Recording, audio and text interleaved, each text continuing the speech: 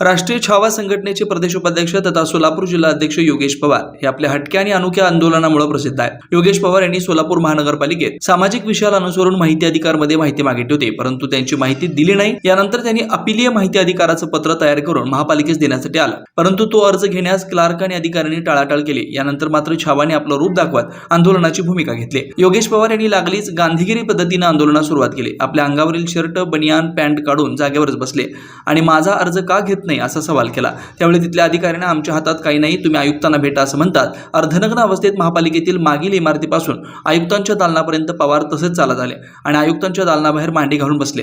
अखेर पोलिसांनी मध्यस्थी करून तो अर्ज संबंधित विभागातील अधिकाऱ्यांना घ्यायला सांगितला आणि योगेश पवार यांनाही आंदोलन थांबवण्यास सांगितलं. पोलिसांच्या विनंतीला मान देऊन तुर्तास हे आंदोलन मागे घेत आहे. माहिती अधिकारातील योग्य आणि खरी माहिती मिळाली नाही तर येणाऱ्या काळात याहीपेक्षा तीव्र आंदोलन करण्याचा इशारा राष्ट्रीय छावा संघटनेचे जिल्हाध्यक्ष योगेश पवार यांनी दिला. मी छावा संघटनेचा प्रदेश उपाध्यक्ष आहे योगेश पवार.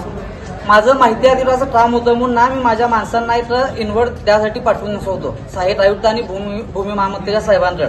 तर 2 तासापासून ते वापस ताणवत आहेत आणि इन्व्हर्ट ठेवून देण्यास ना मज्जा इन्व्हर्ट ठेवून देत नाहीत, पोच देत नाहीत आणि अपमानास्पद वागणूक देत आहेत आणि धमकी देत आहेत. छोट्या डिसीज टाकीन माझा संविधानिक राष्ट्र आहे, ही शासकीय सेवा आहे, शासकीय ऑफिस आहे, इथं तुम्ही सेवर आहेत. तुम्ही आमच्या टॅक्समधनं तुमची पेमेंट होती.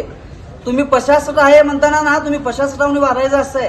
तुम्ही ईस्ट इंडिया कंपनी नाही आहे, सामान्य जनते होती जो जबरदस्तीने भूमी महामंत्रीची माहिती होती दुकानाबाबतची, जे दुकानं ते देत आहेत ऑफसाईन पद्धतीने, ऑप्शन न टाळता किंवा ऑनसाईन हे न टाळता त्याची माहिती होती. माहिती देत नाहीत, ती देत नाहीत.